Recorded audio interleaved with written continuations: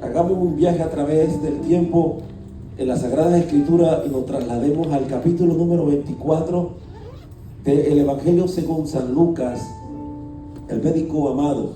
Lucas capítulo 24, versículos del 13 al 19. Cuando lo tengan todos pueden decir un amén, un gloria al Señor. Gloria al Señor.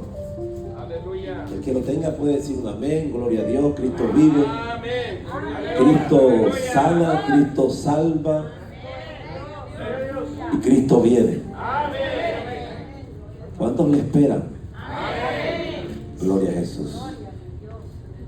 ¿Estamos listos, hermanos? Entonces, capítulo número 24, versículos del 13 al 19. Lo vamos a hacer también de una manera integral. Ustedes leen un verso, ustedes leen un verso y yo leo el otro. Y comienzo con los números impares y ustedes así continuamente me hacen consecuencia al siguiente verso. Dice de la siguiente manera: y aquí dos de ellos iban el mismo día a una aldea llamada Emaús, que estaba a 60 estadios de Jerusalén.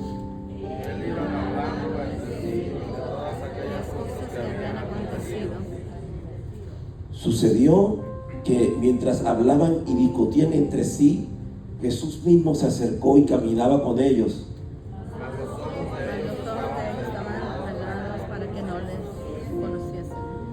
Y les dijo: ¿qué pláticas son estas que tenéis entre vosotros mientras camináis, y por qué estáis tristes?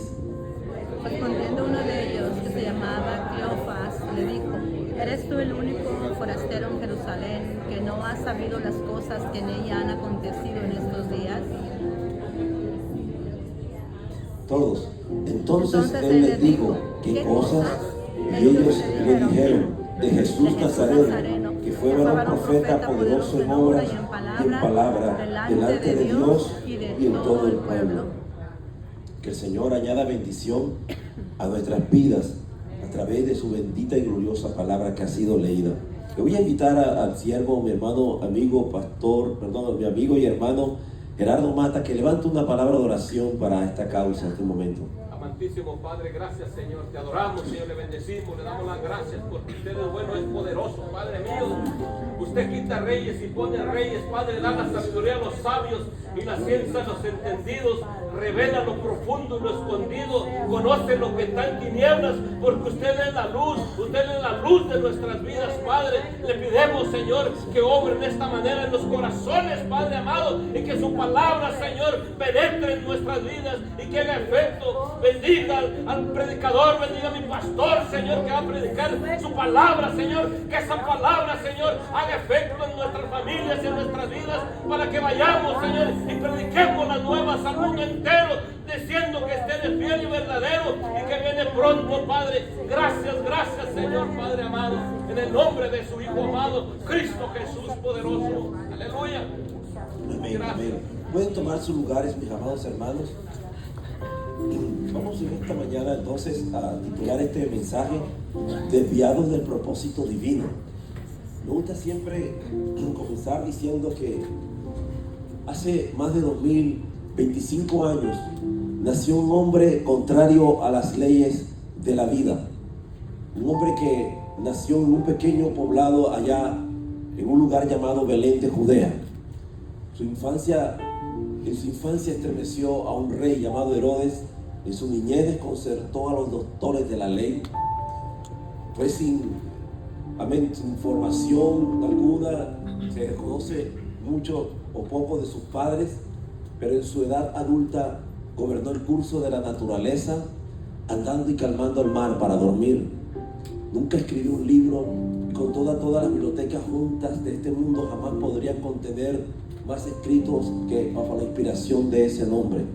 Nunca escribió una canción, mas sin embargo todos los cantantes juntos jamás pudieran jactarse de decir: este es el último mensaje que hablamos acerca de él. Nunca practicó la psiquiatría, mas sin embargo sanó más corazones que cualquier otro doctor.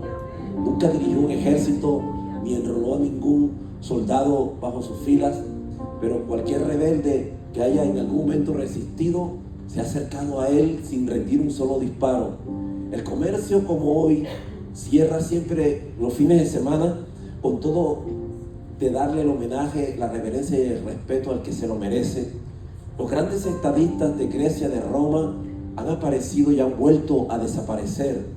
Pero el nombre de este varón, llamado Jesús, el Nazareno, apareció y nunca jamás desapareció de las páginas de la historia. Grandes filósofos, teólogos, grandes pensadores nacieron, crecieron, murieron y en la tumba se quedaron. Herodes no le pudo destruir la tumba, no le pudo retener, y hoy se ha levantado al más alto pináculo de la gloria celestial. Amén, reconocido por Dios como el ungido, como su santo, como el Mesías, aplaudido y honrado por sus santos ángeles, temido por los infiernos y predicado por sus santos redimidos por la sangre que derramó en la cruz del Calvario.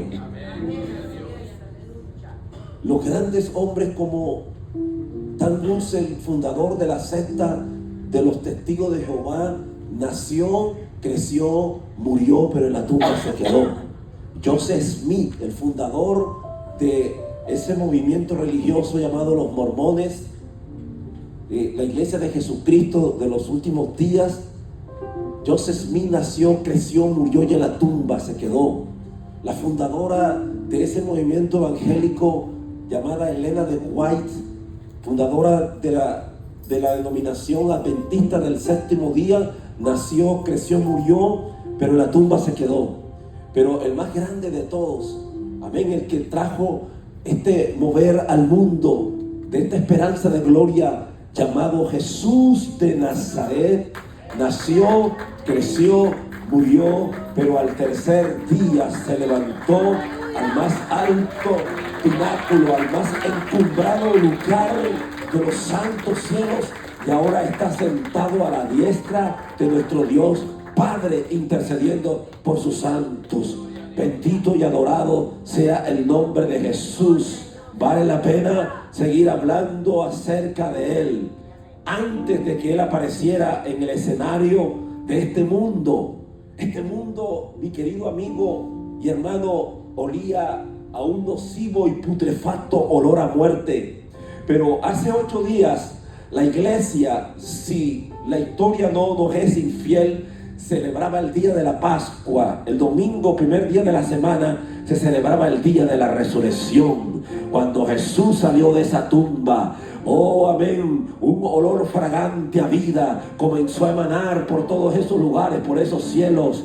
Por eso aquellas personas no pueden entender lo que estaba pasando, pero Dios había llevado triunfante ese lugar allí a través de su Hijo, en ese cruento escenario de la cruz del Calvario, habiendo Él llevado todo el pecado de la humanidad sobre su cuerpo. Bendito sea Dios. Y cuando abrió sus brazos en ese cruento madero de la cruz, expresó esas palabras al Padre diciendo tetelestai, que quiere decir consumado es, consumado es. Aleluya. Y por eso el apóstol San Pablo, haciendo acopio de estas palabras, amén, hablándole en el Espíritu, él declara diciendo: oh muerte, ¿dónde está tu aguijón? Oh sepulcro, tu victoria, porque sorbida es la muerte en victoria. Bendita sea la gloria de Dios. Hoy nosotros tenemos la vida de nuestro Señor Jesucristo.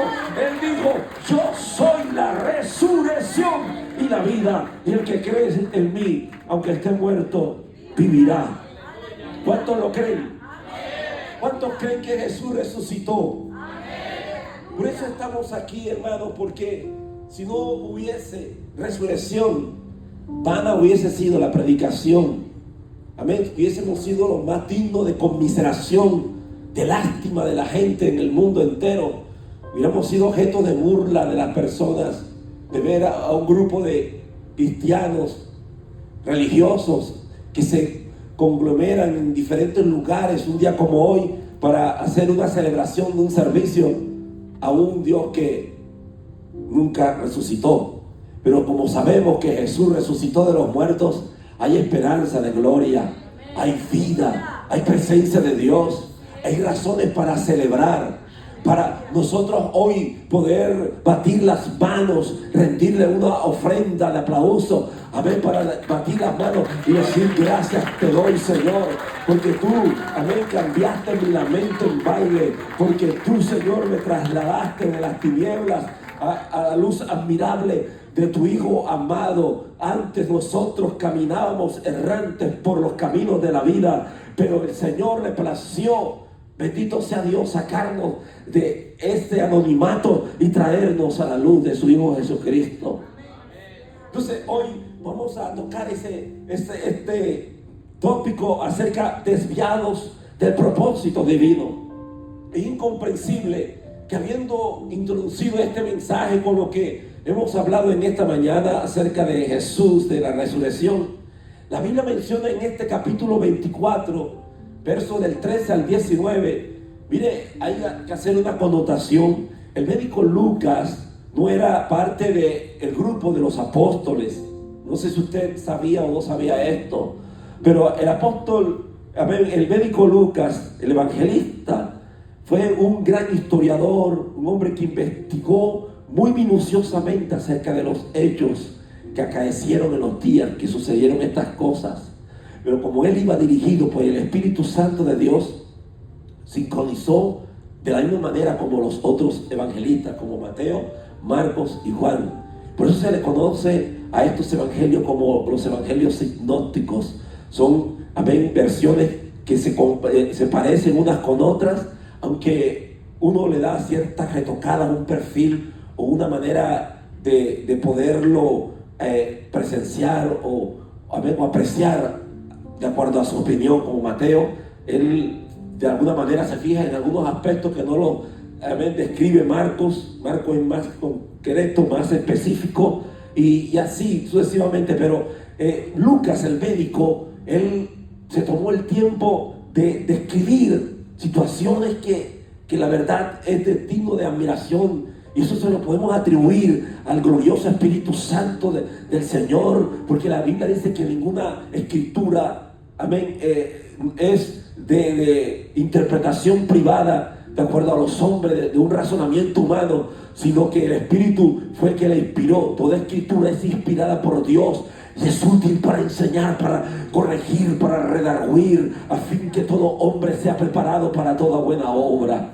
Aleluya. Por eso el Evangelio de Lucas me fascina, porque aparte, hermano, contiene más de 400 términos médicos que no los tiene ni el libro de la medicina del padre de la medicina, que se llamó Hipócrates. El libro de Lucas tiene unas descripciones tan precisas, tan exactas de todo este asunto de lo que sucedió, amén, en cuanto al ministerio de Cristo en la tierra. Entonces, cuando él habla acerca de estos dos que iban de regreso hacia su lugar, allá donde habitaban, donde residían, eran dos personajes, uno llamado Cleofas. Algunos atribuyen, algunos asumen de que estos dos pudieron haber sido una pareja por el hecho de que posaban en la misma casa. Eso simplemente es una conjetura, una sugerencia que un escritor, Orígenes o Tertuliano, él digamos asumió como que sí era. El asunto era que iban camino allá hacia Emaús, a unos 11 kilómetros de Jerusalén, iban de retorno. Ellos le estaban dando la espalda a Jerusalén, al lugar donde había acontecido aquel maravilloso acontecimiento. 11 kilómetros, unas 6-7 millas de Jerusalén en distanciamiento. Emaús significa primavera templada, el lugar donde se había llevado días, amén, horas atrás, el momento más glorioso que se ha registrado en la historia del universo, la resurrección del unigénito del Padre, lo más excepcional que se haya visto. El día anterior hablamos de lo que, amén, digamos, selló el inicio de la era de la iglesia del Señor en la tierra, como fue el día de Pentecostés. Pero la resurrección, hermano, le da vida a muchas cosas. Eso, amén, hay que resaltarlos, amén, con letras mayúsculas, porque de eso dependía nuestro futuro, nuestro destino. Bendito sea Dios, nuestra felicidad. Jesús tomó nuestro lugar que nosotros debíamos haber tomado allí en la cruz, y el haber sido crucificados. Esa era nuestra sentencia, esa era nuestra paga, porque la paga del pecado es la muerte. Pero Jesús tomó nuestro lugar, su lugar, mi querido amigo y hermano, porque la Biblia dice que es maldito todo aquel que es colgado sobre un madero, y Jesús se hizo maldición por todos nosotros. Pero cuando iba camino hacia aquel lugar, aquellos dos, Cleofas y su acompañante, la Biblia dice que ellos venían discutiendo acerca de lo que había acontecido en Jerusalén.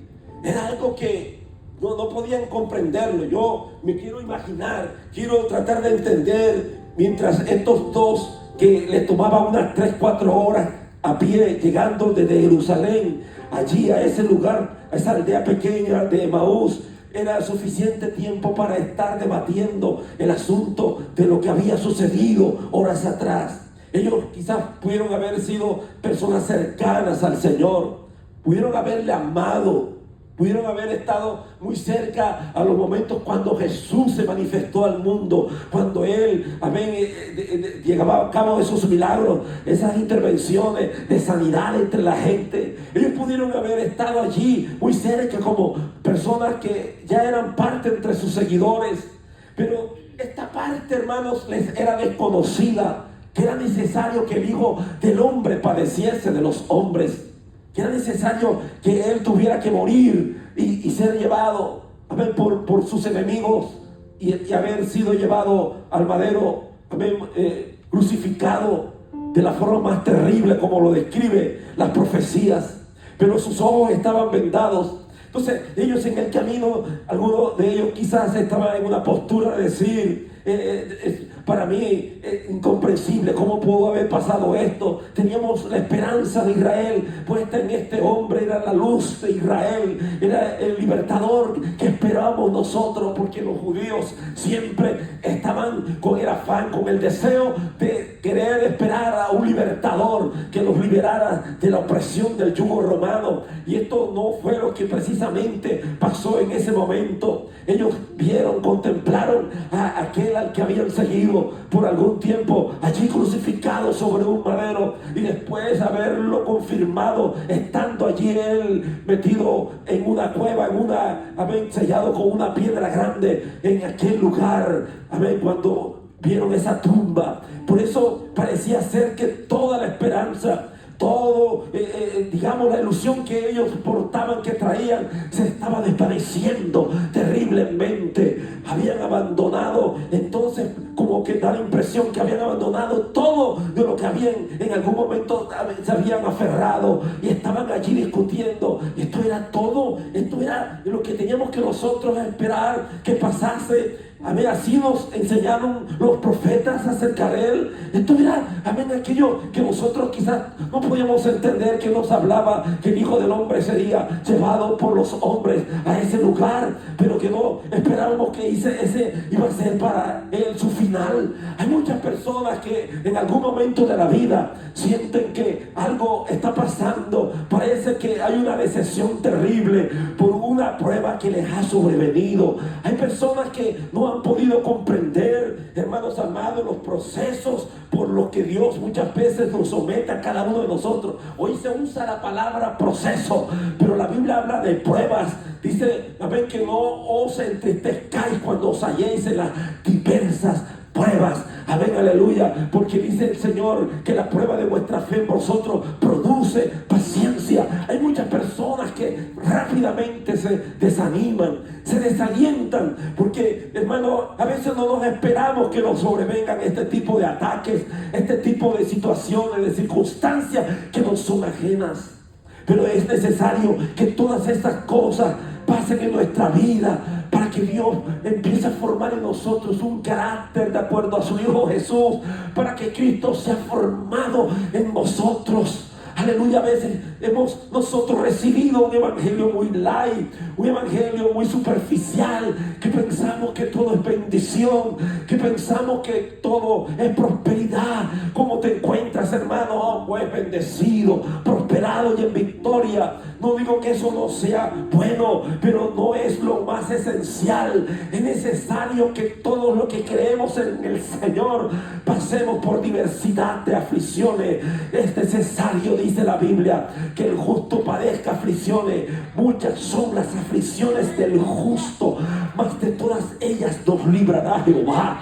Bendita sea la gloria del Señor. Quizás por momentos te sientes, amén, como que el Señor te ha abandonado, como que sientes que las promesas que un día el Señor te dio, te impartió, ya hoy parecieran simplemente ser parte de un recuerdo, y que eso no lo ves hoy latente en tu vida. Bendito sea Dios, porque son muchas las aflicciones, lo que te causa ofuscamiento, angustia por alguna causa, como le pasaba a este par de personas que parecía que abandonaban todo, amén, lo que en algún momento habían visto como lo más importante en su vida, dejarlo todo, abandonando, aleluya, sus convicciones, su fe, e ir camino de vuelta a sus labores, a sus actividades, a su cotidianidad, a lo que acostumbraban a hacer.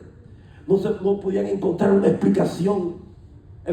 Quizás uno de ellos le decía: pues tú te acuerdas que él también nos mencionaba que eso era necesario que padeciese, que era necesario que el Hijo del Hombre fuese entregado y llevado a una cruz, y no te acuerdas aquellas palabras que él mencionaba. Pero el otro quizás le rebatía este asunto. Yo no sé usted, pero a lo largo de mi existencia, en mi vida, me he topado con personas que en algún momento me han retado, me han desafiado para debatir conmigo asuntos teológicos. Mire, yo recuerdo como cuando estaba por finalizar un 10º grado en mi país, allá en aquellos tiempos que ni aún yo, ni siendo cristiano, me acuerdo que iba en un bus, en un transporte público, y había un compañero de la clase de filosofía que me estaba retando con el asunto de mi postura, de mis creencias, aunque yo no, vuelvo y repito, no era un cristiano. Yo tenía una seguridad acerca del diseño de la creación, porque los maestros de filosofía de nuestros tiempos nos enseñaban mucho acerca del panteísmo, de la filosofía, de Friedrich Nietzsche, de todos esos hombres, de Aristóteles, Platón, Sócrates y una cantidad de personajes. Pienso que era un psicópata, aquel Sigmund Freud, que él decía que si la vida es una tormenta, una tortura, el suicidio es un deber, el llevarlo a cabo. Personas psicópatas que han introducido este tipo de metafísica en nuestra vida, en nuestra gente, en nuestra juventud, aquellos que estudian este tipo de ciencia. Pero recuerdo que el amigo era una persona agnóstica, no creía absolutamente nada acerca de Dios, y me rebatía allí en ese lugar acerca de mi posición en cuanto a Dios. Yo le decía: Dios existe, mi querido amigo, Dios es el creador de todo este universo. Y era un día en que a veces cuando salíamos la noche se ponía ya muy estrellada, y le decía: mira, cuando iba en ese bus, yo no puedo pensar que toda esta creación fue producto de una explosión, de un Big Bang. No, yo no creo en una explosión cósmica, que todo así vino a formarse de la nada. Yo pienso que hay un creador que diseñó todas las cosas y nos hizo a nosotros conforme a su imagen, amén, y semejanza. Bendita sea la gloria de Dios. Y yo venía hablando con él acerca de estas cosas, mi querido hermano, cuando de repente en ese lugar me pasó algo extraordinario, porque aunque no era un creyente en el Señor, alguien allí en ese bus, amén, me extendió su brazo derecho sobre mis hombros, estaba a mis espaldas. Cuando yo giré mi cuerpo, yo miré la figura de un joven, amén, de tez blanca, de ojos color claro, de cabello rizo, color rubio, amén, con una sonrisa maravillosa y con unos ojos profundos, y me miraba y me decía: tú eres escogido de Dios, y Dios te ha escogido para que en estos tiempos prediques su palabra, y ahora cosas que no entiendes las entenderás después, pero Dios de aquí te dice: eres amado de Él, y te sacará de tu nación y te llevará a lugares que nunca jamás imaginaste poder transitar en la tierra. Bendito sea Jesús. Yo me sentí como en un encanto, en una atmósfera que hoy puedo entender que era la presencia de Dios allí. En un bus que la gente, hermano, se estaban tocando unos con otros.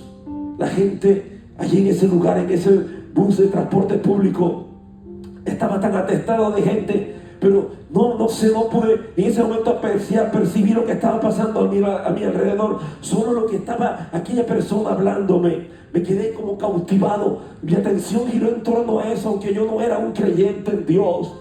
Y estaba muy pendiente, no tenía, amén, es decir, mis sentidos no se habían perdido, porque yo sabía dónde tenía que bajarme, en qué parada. Pero yo le decía a él, amén, yo no sé nada de lo que me está diciendo, no entiendo nada, pero lo que sí sé es que ya estoy a punto de llegar a mi lugar, mi bajada. Se sonrió y me dijo: ve, la paz del Señor. Hoy día puedo entender que Dios, a través de esa persona, amén, que puedo atribuir que pudo haber sido un ángel del Señor, no sé, pero Dios me estaba visitando aún sin haberle conocido, aún sin saber acerca de Él, de lo que Él había venido a hacer a este mundo. Amén, como aquella oración que hizo en el huerto del Getsemaní, cuando se dirigía a su padre y le decía: Padre, yo no solamente te pido por estos, es decir, por sus discípulos, por los seguidores que estaban allá a su alrededor en ese momento, sino también te pido por aquellos que han de creer en este evangelio. Allí el Señor estaba intercediendo por nosotros en el madero de la cruz, a su nombre. Bendito sea el Señor, hermanos. Y ese amigo llamado Jorge Maldonado, unos 33 años atrás, yo nunca jamás lo volví a ver en mi vida. Cuando yo salí de mi país y duré 7 años en los Estados Unidos sin regresar a Colombia, cuando yo voy por primera vez de visita, estoy hospedado en la casa de mis padres, estoy reposando una tarde, pasando el mediodía, cuando de repente me tocaron la puerta de esta habitación, y era una cuñada que vive ahí, y me dijo: Rubén, alguien te busca. Yo le dije: a mí, pero si yo apenas vengo llegando, no tengo ni un día de haber llegado, que me pudiera estar buscando si nadie sabe que yo estoy aquí.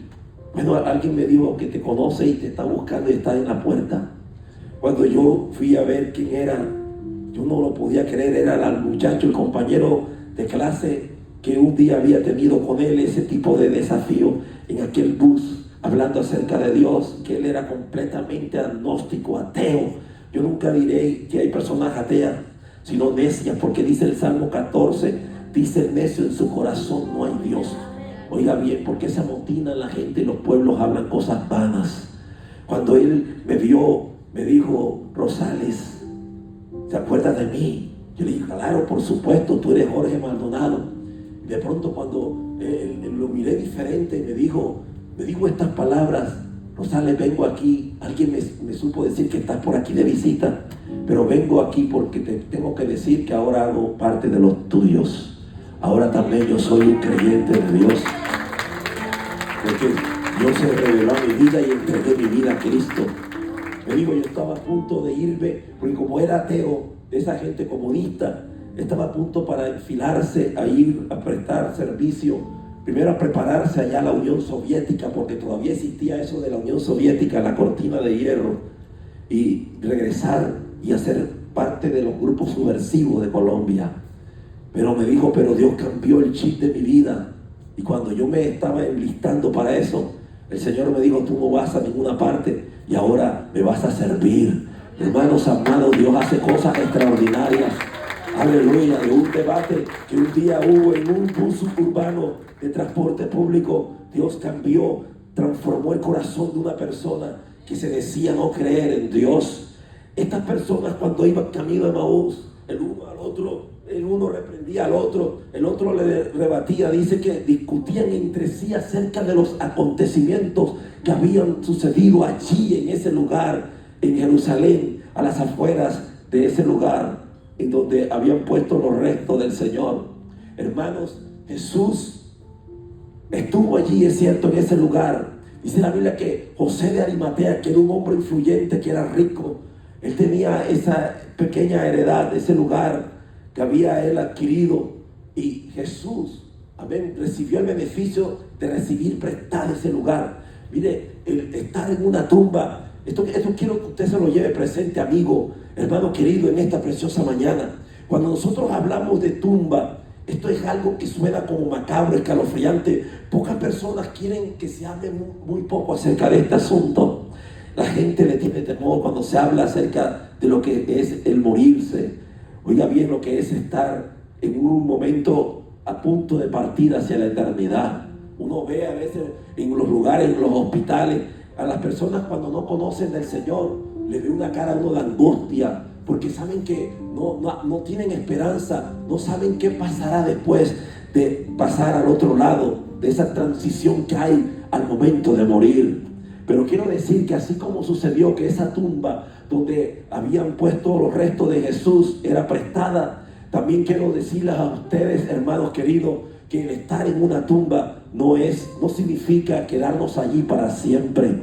Aunque usted vea cuerpos que muchas veces hemos despedido en los ataúdes, en esos servicios fúnebres en las iglesias, que uno pasa y comienzan a dar la vuelta para ver el último momento cuando se está despidiendo de esa persona, pues quiero decirle para ver la motivación de usted para hacerles este recordatorio. Eso no significa que allí esa persona se va a quedar para siempre. Eso solamente es una transición, es un momento de espera, pero ese cuerpo de allí algún momento el Señor lo va a sacar de ese lugar. La tumba para muchos significará oscuridad. Para muchos la tumba significará eso, un misterio que no ha sido resuelto, desconocido aún por la ciencia. Mucha gente no sabe lo que significa estar en ese lugar de oscuridad terrible, de un silencio tan sepulcral como bien el mismo sentido de la palabra, porque la persona pareciera que allí en ese lugar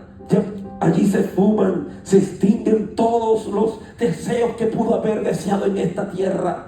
Pero sabe, ese es el lugar donde el Señor precisamente aún sigue trabajando en la vida de muchas personas.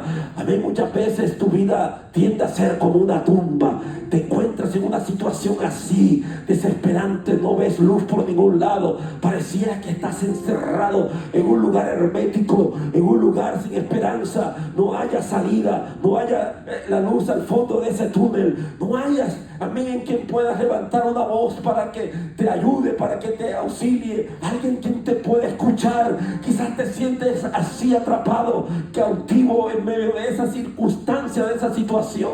Pero Jesús, quiero decirle como un recordatorio en esta mañana, que cuando Él se levantó, salió de esa tumba, amén, y resucitó el primer día de la semana, Él, amén, se convirtió en la primicia, en la preeminencia del Señor como el primogénito de los muertos. Bendito sea el nombre de Jesús. Y si Él se levantó de la tumba, entonces todos nosotros, todos los que hemos creído en Él, seremos también levantados de ese lugar. Bendito sea Dios. No te quedarás para siempre en ese lugar, porque la Biblia dice claramente que en el último toque de trompeta del Señor, amén, los muertos en Cristo resucitarán. Gloria a Dios, aleluya. Bendito sea el nombre del Señor. Aleluya. Muchos están así, como era la conversación que establecían estas personas. Volviendo, haciendo acopio de esto, la Biblia dice que entonces ellos, iban camino hacia la aldea de Maús, que estaba a 60 estadios de Jerusalén, e iban hablando entre sí de todas aquellas cosas que habían acontecido. La nueva versión internacional, NBI, menciona que ellos hablaban cosas.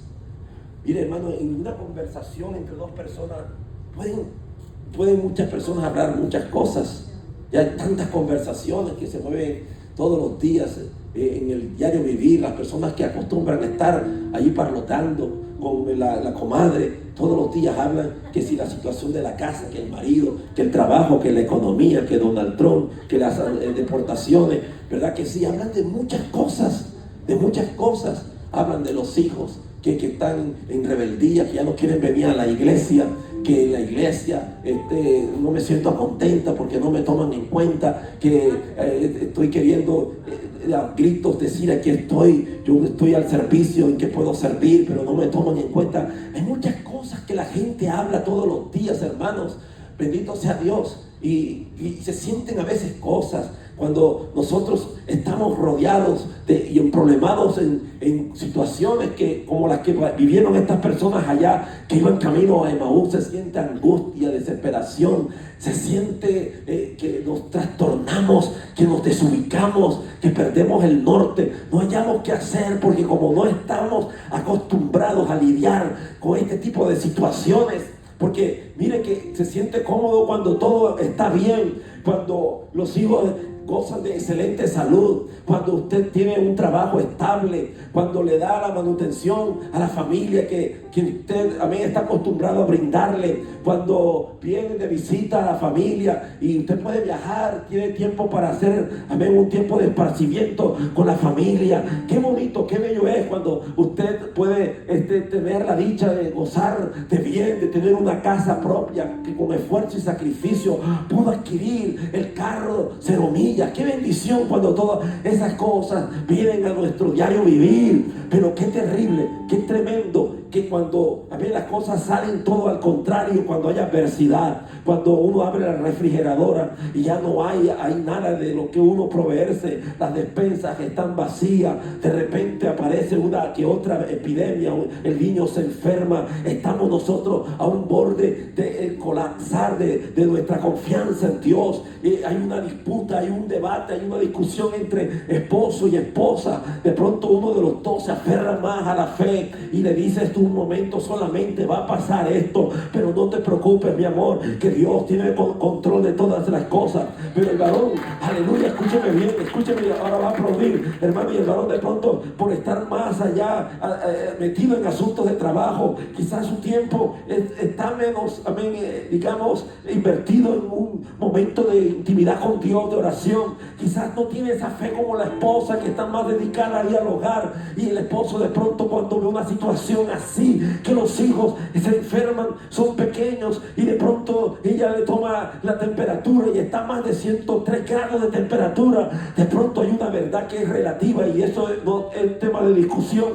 El hombre dice allá por el teléfono desde el trabajo: llévalo inmediatamente al hospital, porque el niño se nos puede morir, puede el niño entrar en convulsiones y puede entrar en un paro cardiorrespiratorio. No sé, algo tienes que hacer. Pero ella de pronto le está diciendo en línea: no, mi amor, hay que confiar en el Señor. Yo estoy aquí orando, estoy reprendiendo todo espíritu de fiebre, estoy creyendo que Dios es su médico, su doctor de cabecera. Estoy confiando en el Señor. Bendito sea Dios, porque esa es una verdad absoluta que ella está declarando. Ella está declarando la palabra, la promesa del Señor, cuando Él dice en su palabra, amén, que por sus llagas, por sus heridas fuisteis vosotros curados. Bendita sea la palabra del Señor. Y ella se puede asir de esa promesa de Dios, pero la verdad relativa del esposo la pone en jaque, amén. Y ella de pronto entra en una discusión con él, porque entra en amenazas, porque dice el varón: ok, te lo voy a dejar a tu responsabilidad, pero hay de que mi niño se me muera, tú vas a ser la responsable. Qué tremendo eso, cuando te están aquí arrinconando, cuando hay un tema de discusión de esa índole por cuestiones de fe. Venimos a la casa del Señor, hablamos de Dios, como esta gente hablaba mucho del Señor, discutían acerca de ese tema, y Jesús se les aparece en el camino, se hizo visible a ellos, pero ellos no lo reconocieron. Y así es la situación en medio de la prueba, de las dificultades, cuando están las cosas, amén, con el mundo pata para arriba, hermanos, todo se nos cierra, parece que el cielo fuera de bronce, no hay respuesta del Señor a nuestras vidas. Pero en todo eso Él nos ha dado una promesa y vivimos no por vista, sino por fe, porque la Biblia dice claramente que el Señor declaró esto: yo estaré con vosotros todos los días hasta el fin del mundo. Jesús dijo, se lo voy a repetir una vez más, Jesús dijo: yo estaré con vosotros todos los días hasta el fin del mundo, hasta el fin del mundo, hasta el fin del mundo. Jesús dijo: estaré con vosotros todos los días hasta el fin del mundo, hasta el fin del mundo. Hay que descansar, hay que descansar, hay que descansar, hay que descansar, iglesia, sobre estas bellas y hermosas promesas de vida. Estas palabras son espíritu y son vida. La iglesia no camina por vista, sino por fe, por fe, por fe, por fe, que es la sustancia de lo que no se ve, pero es la convicción de lo que se espera, porque sin fe es imposible agradar a Dios. Sin fe es imposible agradar a Dios. Y el que se acerca a Dios, crea que le hay, porque Él es galardonador de los que le buscan. Él es galardonador de los que le buscan. Sin fe es imposible agradar a Dios. Tenemos que, amén, creer en esa palabra. Bendita sea el Señor. Cuando tú estás comenzando a distorsionarte, cuando tu camino es un titur y te estás desviando del propósito glorioso de Dios en tu vida, es tiempo que hagas un alto. Es un momento para que tú hagas un stop en tu vida.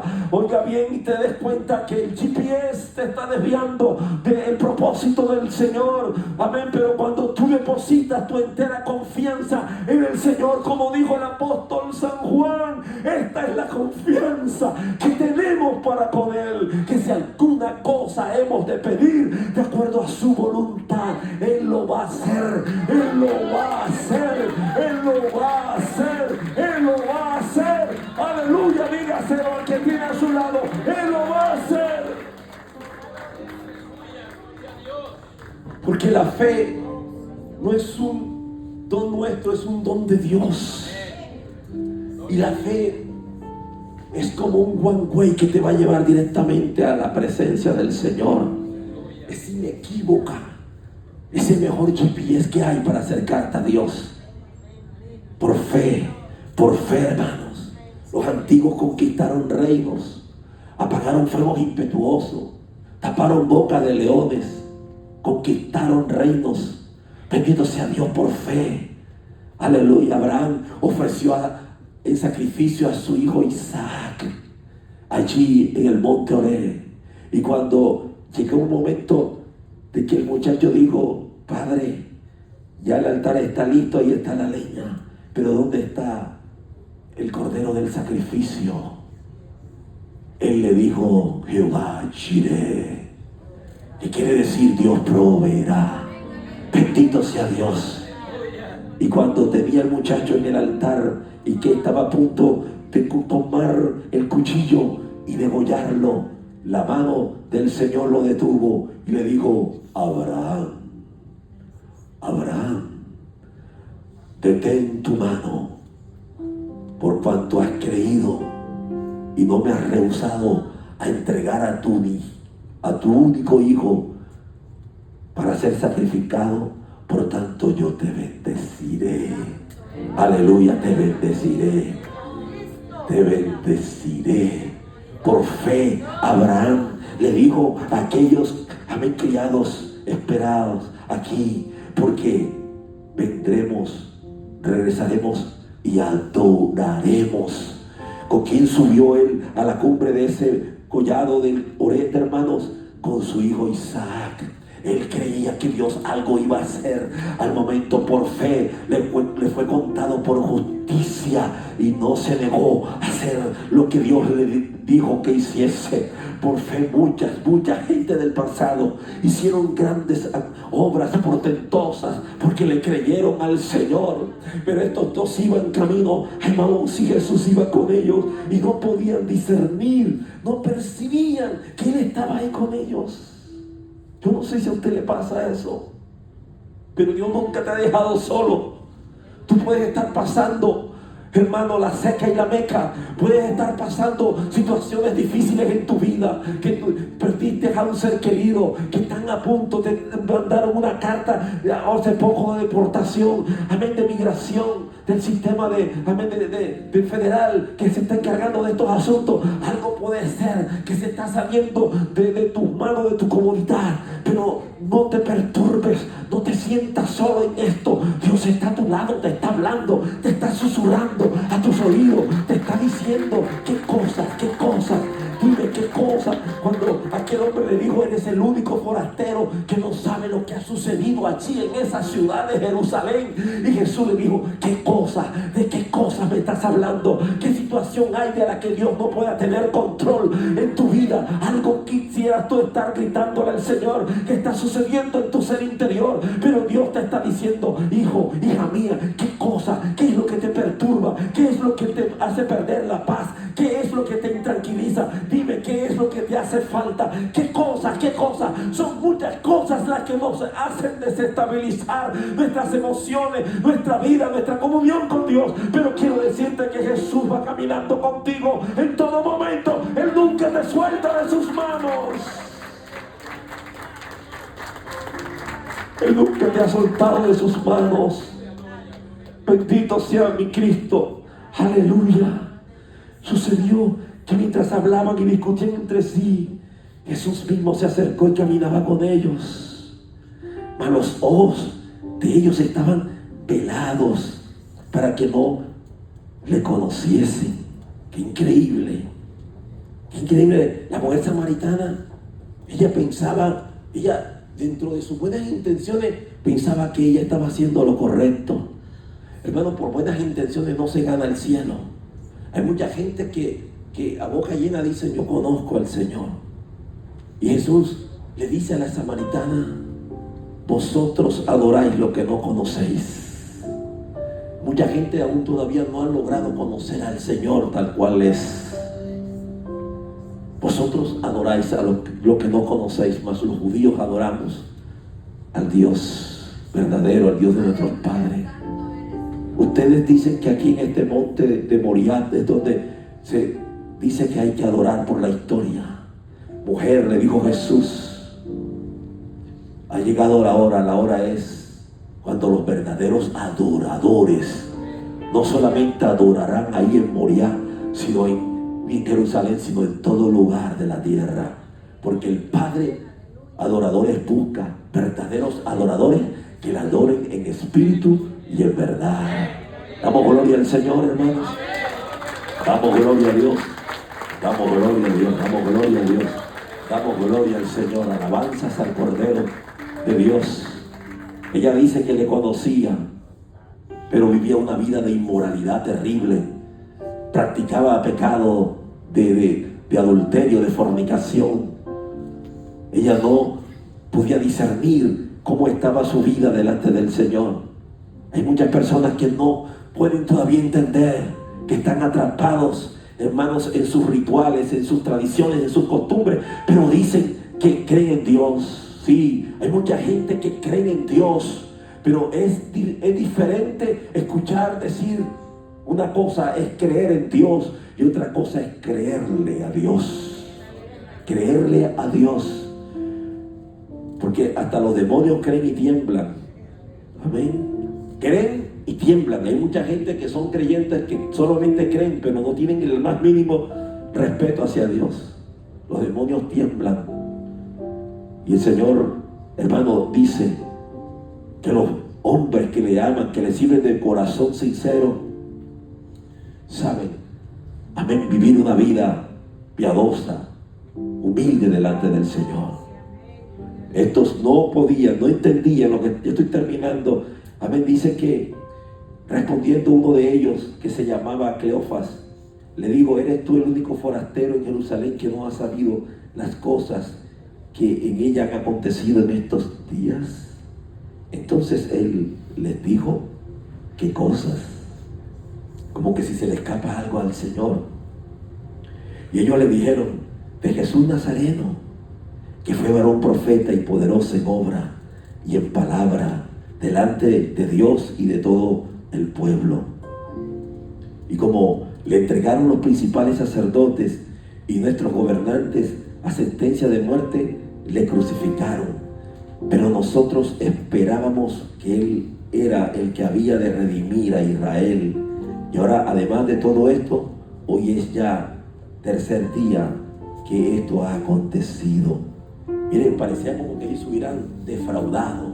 Se sentían inmersos en un profundo fracaso, porque ellos querían poner su esperanza en Jesús como el libertador, como hasta el día de hoy estos judíos todavía siguen en ese plan, en esa idea del Yeshua HaMashiach, que esperan que venga a la tierra como un libertador para que tome control del mundo y se posicione como el Dios de Israel ahí en esa área que está convulsionada por tantos ataques de los grupos de Hamas y de todos esos, de los hutíes allá del Yemen y de la parte norte de Hezbollah y de todas esas zonas alrededor.